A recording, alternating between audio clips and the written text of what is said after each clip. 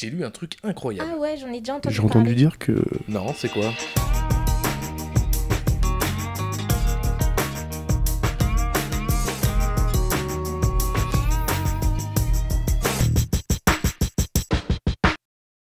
Jean-Marie Serroni, bonjour. Bonjour. Alors vous êtes agroéconomiste. C'est vrai qu'on a l'impression quelque part que les GMS aujourd'hui s'octroient un droit ou des missions qui autrefois étaient plutôt du domaine du ministre ou du ministère de l'Agriculture. Effectivement, quand on regarde quelques décisions récentes de la grande distribution, on constate qu'en matière agricole, ils ont un peu changé de registre.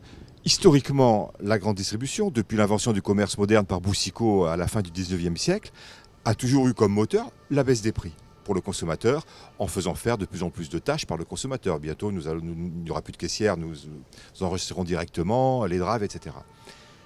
Et en fait, si on prend un exemple, celui de la ferme des 1000 vaches, qui a beaucoup fait parler, qui a généré des peurs au niveau du consommateur. Un grand nombre des consommateurs mal informés pensent, parce que la ferme est grande, que le lait est de mauvaise qualité, que les vaches sont malades, etc. Et la grande distribution a recherché quelle était la laiterie qui collectait ce lait. Ils ont fini par le trouver, après s'être adressé au plus grand Lactalis, qui n'est pas l'opérateur, ils sont allés le trouver, et ils ont fait signer un engagement contractuel selon lequel il n'y aurait pas dans les produits issus de cette laiterie de lait venant de la ferme des 1000 vaches.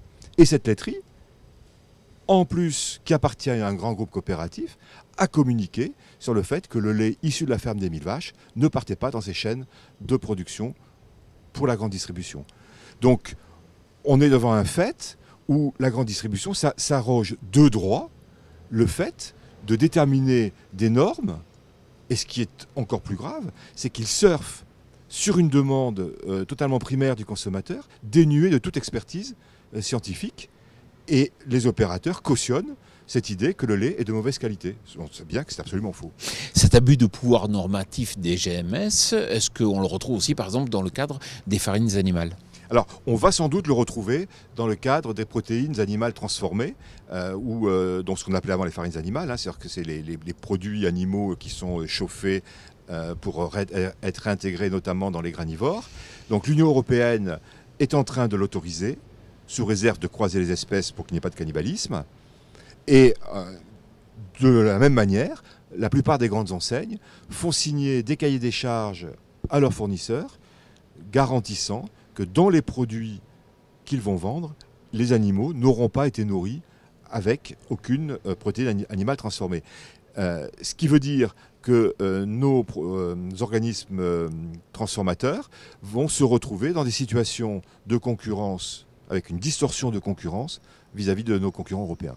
Alors le problème, c'est qu'il devient de plus en plus gros, on le voit avec les rachats des différentes centrales, il pèse de plus en plus lourd sur le plan économique, et puis il remonte l'amont, on voit qu'ils ont acheté des abattoirs, peut-être demain ils vont acheter des fermes aussi, non ? Alors, voilà, on vient de voir par l'aspect de la norme qu'il s'arroge finalement un certain droit de réglementation de santé publique, sans aucune base ni démocratique ni scientifique. Et par ailleurs, au plan économique, on constate qu'un certain nombre d'enseignes, ils ont des politiques différentes, mais un certain nombre d'enseignes deviennent opérateurs dans leur amont, c'est-à-dire pour les agriculteurs dans leur aval. Quelques exemples, on a beaucoup parlé cet été du rachat de l'abattoir de porc GAD, soi-disant sauvé par Intermarché, donc ils interviennent. Carmenet appartient depuis longtemps au groupe Leclerc. On a appris récemment que Casino venait d'acheter un abattoir au Mans vendu par une coopérative. Donc une stratégie de remonter un cran dans la filière, notamment dans les viandes, pour sécuriser les approvisionnements. Mais par ailleurs, on sait qu'en viande bovine, on est fortement importateur. Et aujourd'hui, il y a quelques ateliers de grande dimension en engraissement bovin qui sont montés directement ou de manière très, très proche par la grande distribution pour s'approvisionner. Et on n'est pas vraiment sur les feedlots à l'américaine, mais on commence à s'approcher d'ateliers de jeunes bovins de grande dimension promus et peut-être en partie financés par la grande distribution. Alors c'est une évolution importante.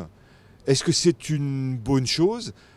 Au cas d'espèce, ça pallie à une carence. Donc ça pose quand même question. Jean-Marie Serroni, merci beaucoup.